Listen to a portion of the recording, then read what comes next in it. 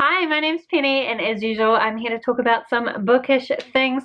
Specifically, today I was thinking about the Goodreads Choice Awards. So these are awards that Goodreads does every year, and they've just announced the books that you can vote for 2019. Now, if you're like me, you looked at the list and you thought, wow, I haven't read any of these.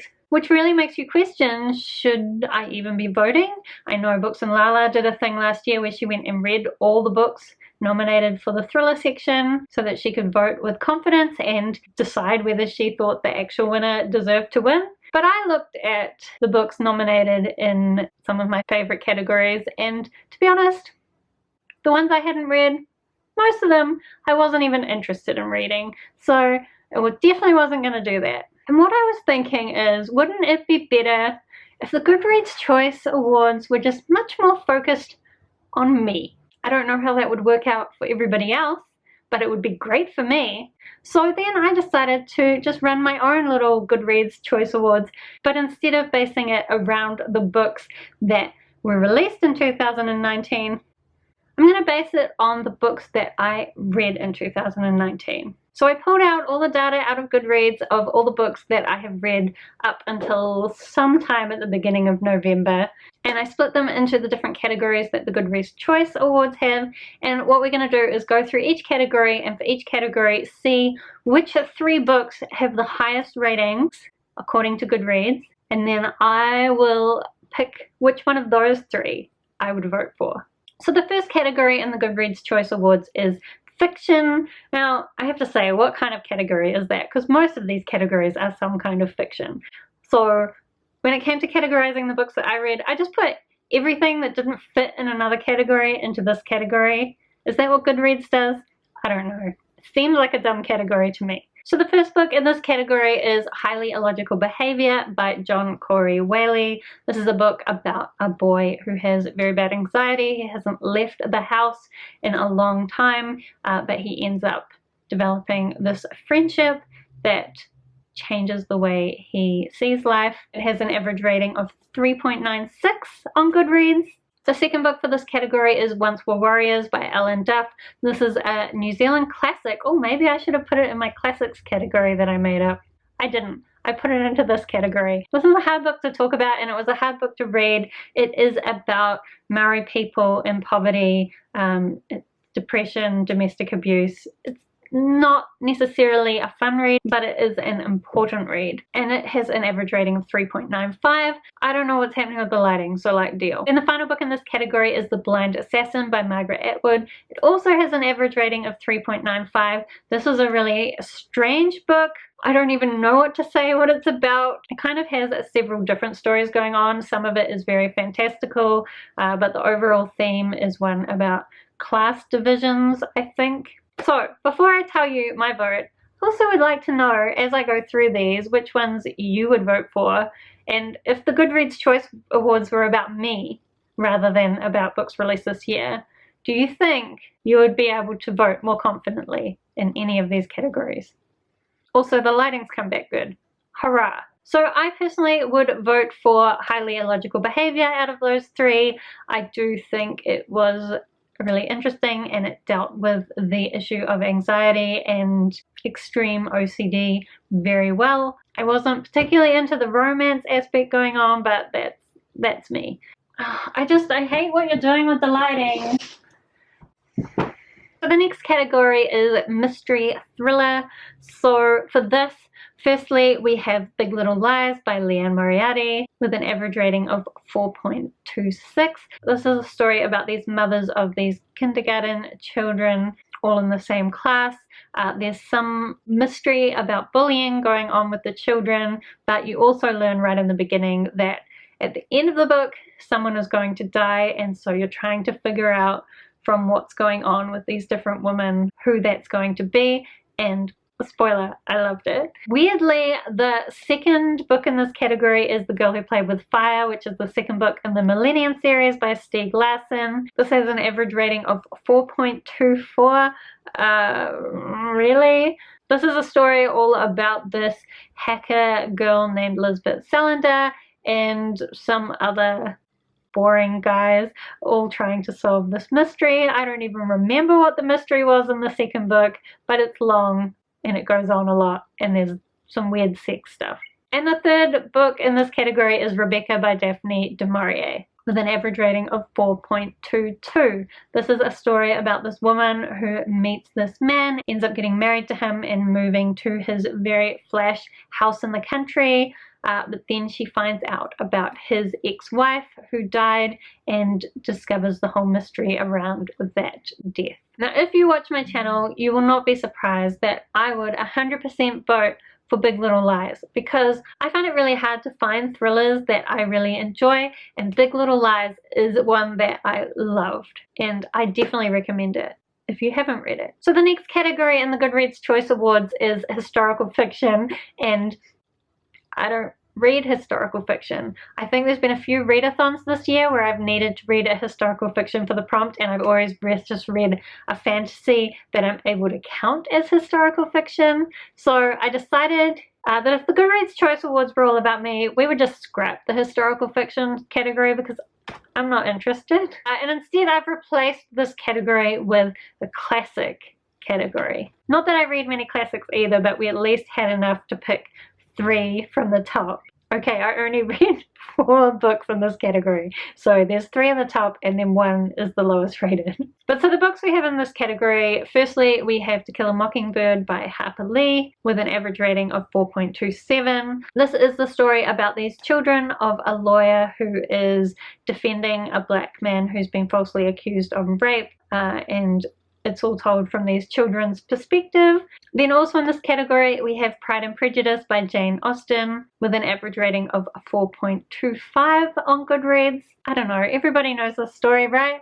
It follows the Bennet sisters as their mother attempts to marry them off, and there's a lot of romantic drama that comes along with that. The third book in this category is 1984 by George Orwell. This has an average rating of 4.17. This is a classic dystopian where we follow this guy whose job is to edit all the past media to make it align with whatever the political party that's in charge at the time says is the truth. It's a very strange dystopian, but a classic. And if I had to vote in this category, I would definitely vote for 1984. I did enjoy the first half of it a lot more than the second half of it, but I still think it's pretty relevant for today, and I just like some of the really twisted concepts. I do think that in the context of this semi-dystopian society that we live in, 1984 is a really interesting book to read. So then the next category is my favorite category, and that is fantasy. This is by far the category which I had the most books in, and I also decided to stop certain authors from overwhelming this category. We're going to group books that are in the same series. So number 1 and number 2 are Words of Radiance and The Way of Kings, which are both from the Stormlight Archives by Brandon Sanderson. Way of Kings has an average rating of 4.65 and Words of Radiance has an average rating of 4.76. It is true that as a series progresses, often the ratings go up as long as the books don't get too terrible, just because only people that enjoyed book 1 are going to continue on to book 2 unless they're really bad at DNFing series like I am. But in general, people who enjoyed book 1 are more likely to get to book 2, and since they enjoyed the first one, they're more likely to rate the second one highly. So average ratings normally go up through a series unless the books are terrible. So we've got those 2. Then number 3 and 4 in this category are Magic Finds and Magic Triumphs by Ilona Andrews. These are books 9 and 10 in the Kate Daniels series, so the last 2 books in the series, with average ratings of 4.56 and 4.57. The Kate Daniels series follows this mercenary Kate Daniels in a world where magic has started to come back, but it's come back in waves. So sometimes technology works, sometimes magic works. It's really hard to predict which one is going to be which. The magic is also a mishmash of all sorts of different mythology from around the world, so it's really interesting. And then the third book, or 6th or fifth book, depending on how you look at it, is The Winter of the Witch, which is the third book in the Winternight trilogy by Catherine Arden. The Winternight trilogy is a Russian-inspired fantasy that follows the story of Vasya, who is able to speak with different Russian folklore creatures, but that gets her in a bit of trouble with the Catholic Church, and then her and her family have to deal with all of that. This has an average Goodreads rating of 4.52. So I definitely wouldn't vote for Winter of the Witch because I didn't particularly enjoy it, but it is a tough call between the Kate Daniels series and the Stormlight Archives. I would probably end up voting for Words of Radiance since I did give it 5 stars, and I just think that the epic proportions of this fantasy series is so amazing, and it's so impressive what Brandon Sanderson has managed to put together. So the next category in our Goodreads Choice Awards is romance. Now, I don't often read a lot of romance. In fact, I struggled to find 3 books that I could fit into this category, but I did find 3. So we're going to let this category continue to exist in my Goodreads Choice Awards. So the first book I put in this category is Never Let Me Go by Ishiguro Kazuo. So this isn't really strictly a romance. It is a story about these children growing up in a very strange situation. There definitely is a strong romance element to this plot, but it's not the main point of the book. But romance is a significant aspect, so we're counting it. The second book in this category is Emergency Contact by Mary H.K. Choi. This is the most romancy book of all the books I read. It follows this girl named Penny. Hey, that's my name. That's the only reason I read this book.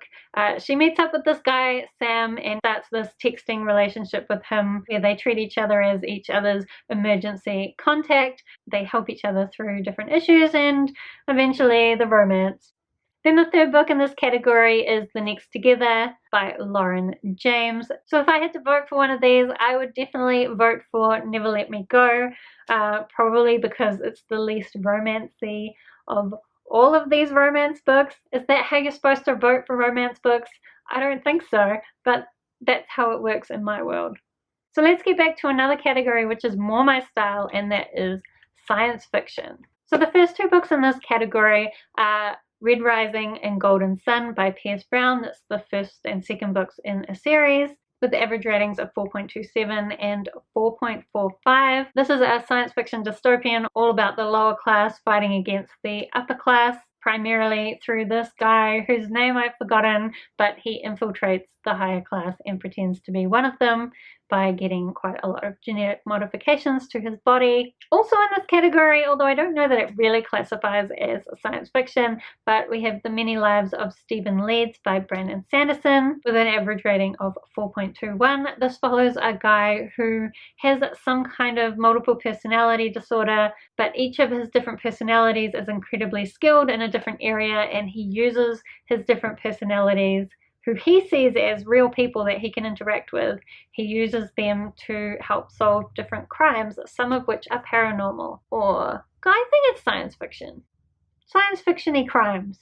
And then the third book in this category is Waking Gods by Sylvain Neuvel. This is the second book in the Themis Files. This is a story all about a girl who falls into a hole and finds a giant hand, which they soon discover could not possibly have been made on Earth. And she, when she grows up, gets involved in this investigation about what this hand really is. It's an amazing series. So I think that will tell you, if I had to vote for these, I would definitely vote for Waking Gods. It's by far the best science fiction that I read this year. Is that true? If you put the series together, that's true. I'm not sure I could pick a favorite book right at this point. So the next category is horror. I, again, don't read very much horror, but I did find 4 books that I could squeeze into this category, so we will allow it. The first one we have is Bird Box by Josh Malerman. In this story, people start seeing things that make them get very violent and kill themselves in violent ways, and so people have hidden away in their houses and they are walking around with blindfolds, and it's incredibly scary. There was a Netflix series and it was very similar in feel. The second book in this category is We Have Always Lived in the Castle by Shirley Jackson. This is a story about these 2 girls who live up on this hill. The rest of the town really doesn't like them, and the story is you finding out why the town doesn't like them. It had a really spooky feeling, so I definitely think it fit into horror, although it's maybe a little bit of a stretch. And then the third book in this category is At the Mountains of Madness by H.P. Lovecraft, which is all about this scientific expedition to the Antarctic and the monsters that they find there. So definitely voting in this category, I would choose Bird Box.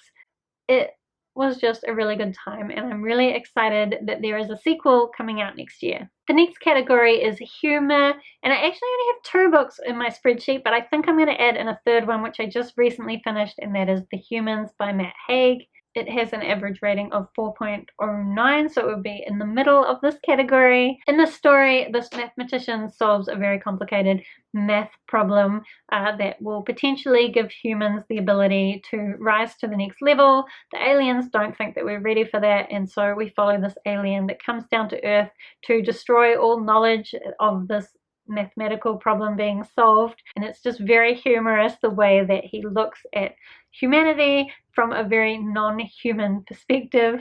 The first book in this category is The Hitchhiker's Guide to the Galaxy by Douglas Adams. This has an average rating of 4.22.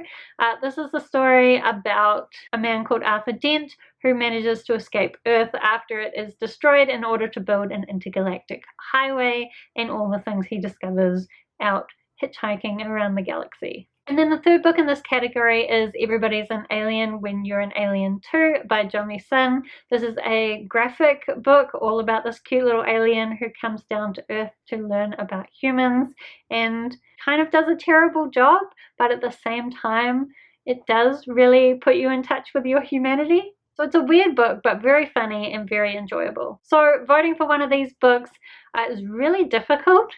Even though I really loved The Humans, I would probably vote for Everyone's an Alien When You're an Alien Too, just because it made me so happy.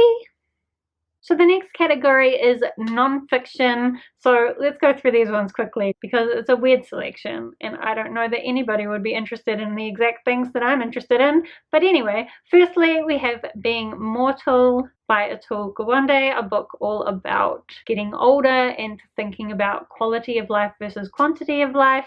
The second book in the category is The Anatomy of Story by John Truby with an average rating of 4.28. This is a book about writing. And we also have Scrum, a pocket guide by Gunther Verheyen, which has an average rating of 4.27. This is all about Scrum, which is this process that is often used in iterative software development. It's something I do a lot for work. I read a book about it. So out of these 3, I would say The Anatomy of Story is the one that I found the most useful, so that is the one that I would probably vote for, since when you read nonfiction, you're usually looking for something to be useful. The next category is Memoir and Autobiography. So the first book in this category is On Writing, a Memoir of the Craft by Stephen King. This is half a memoir of Stephen King's life and half him giving writing advice. We also have Shockaholic by Carrie Fisher, which is a story all about Carrie Fisher and specifically her experiences with electroshock therapy. And I also read Down the Rabbit Hole by Holly Madison, which has an average rating of 3.42, which isn't that high, and that's a story all about Holly Madison and her experience as one of Hugh Hefner's wives in the Playboy Mansion. So my vote would definitely go for Down the Rabbit Hole because I think it was the one that was the most intriguing. So the next 2 categories are Science and Technology and Food and Cookbooks, and we're just scrapping both of those because I don't find them to be particularly interesting categories. But what I am going to do is split the graphic novels and comics section into a manga category and a graphic novel category, because otherwise manga was going to dominate the graphic novel category and I didn't think that was fair. So let's start with the manga category first. We have Full Metal Alchemist volumes. I actually read volumes 1 to 3, and this bind-up edition has an average rating of 4.59. Full Metal Alchemist is a story about these 2 brothers who used alchemy to try and bring their mother back from the dead. It went terribly wrong, and now one of them is a soul inside a suit of armor, and the other one has got a metal arm and the metal leg, and they're trying to get their original bodies back. Honestly, I feel like this lighting just gets worse and worse. Then second in this category is One Punch Man, which has an average rating of 4.49. It's basically the story about this guy with a super powerful punch. He goes around fighting monsters. I don't know, it wasn't my favorite, so I can't tell you much more than that. Then we also have My Hero Academia, which has an average rating of 4.48. And in this world, most people have a quirk, which is a different power. And this boy decides he wants to go to hero school in order to become a hero, but unfortunately he doesn't have a quirk. So the question is, how can he become a superhero without superpowers? And My Hero Academia is definitely the one that I would vote for in this category. I thought it was really fun, and I definitely want to continue that series at some point. So then moving on to the rest of the graphic works in this category. Firstly, we have The Tea Dragon Society by Katie O'Neill. This is just a really cute little story about this girl who gets to know some tea dragons. The next book is volume 2 of Monstrous by Marjorie Liu. Monstrous is a graphic novel series all about this girl who is part ancient, which are these like... Do you know what? Monstrous is a really complicated story and it's really hard to describe, but she has a demon inside her. She's also part wolf, although she looks human. It's really beautiful art, but very confusing. And then the third book in this category is volume 6 of Descender, The Machine War by Jeff Lemire, and it has an average rating of 4.31. This is a story all about an epic battle between humans and robots, but it's very twisty and emotional, and it shows you both the human's perspective of things as well as the robot perspective. And Descender was one of my favorite graphic novel series this year, so probably not a surprise that I would vote for Descender Volume 6. Next category is debut novel, but honestly I was way too lazy to do the analysis to work this one out, so we're going to skip this one as well. The next category in the Goodreads Choice Awards is YA fantasy and science fiction, and this honestly makes no sense to me why these are combined, and also why only YA fantasy and science fiction is included. Like, what about YA contemporary? I personally just put that into fiction, but I don't really understand why just YA science fiction and fantasy got its own category and no other YA work does when there's so many other categories of YA. It's just weird to me. But regardless, I read a lot of YA science fiction and fantasy, so I decided to split this up into YA fantasy and YA science fiction. So the books in the YA fantasy category are A Court of Mist and Fury by Sarah J Maas, which is Beauty and the Beast retelling. It has an average rating of 4.67. Sarah J Maas is also in slot number 2 with Kingdom of Ash, which was the last book in the Throne of Glass series, and has an average rating of 4.61. And then we also have Muse of Nightmares by Laini Taylor, which has an average rating of 4.48.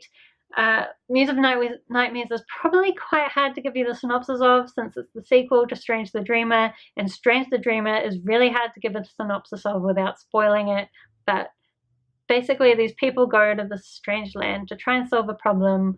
There's gods and libraries, and it's very lyrical and beautiful and slow paced, but I really enjoyed it. And so, in fact, that is actually the one that I would vote for in this category. I only actually gave both the Sarah J Maas books 2 stars, so I definitely wouldn't vote for them. Mainly because they were just way too romance heavy for me. And I think in the Throne of Glass series, Sarah J Maas got more and more rambly as the series went on, and that is not something that I enjoy. Moving on to YA science fiction. First book in this category is Skyward by Brandon Sanderson with an average rating of 4.55. This follows a girl, Spencer, as she tries to become a pilot to protect against the aliens that are attacking the humans who are stuck in caves on this isolated planet. Of course, in typical Brandon Sanderson style, there's a lot more to it than that. I also put into this category Dry by Neil Shusterman, although I'm not sure that it's quite science fiction, but it's kind of dystopian, kind of just contemporary. But regardless, I'm going to keep it in this category. This is just a story about a group of teens in a situation where their town no longer has any water and how quickly things turn to shit because of that. And then the third book in this category is Access Restricted by Gregory Scott Katsolis. This has an average rating of 3.95. I'm actually surprised to see this one because I thought the first book in the series was a million times better than the second book in the series. The first book in the series is Rights Reserved, which is all about this world where once you turn 15, you have to pay for all the words that you speak.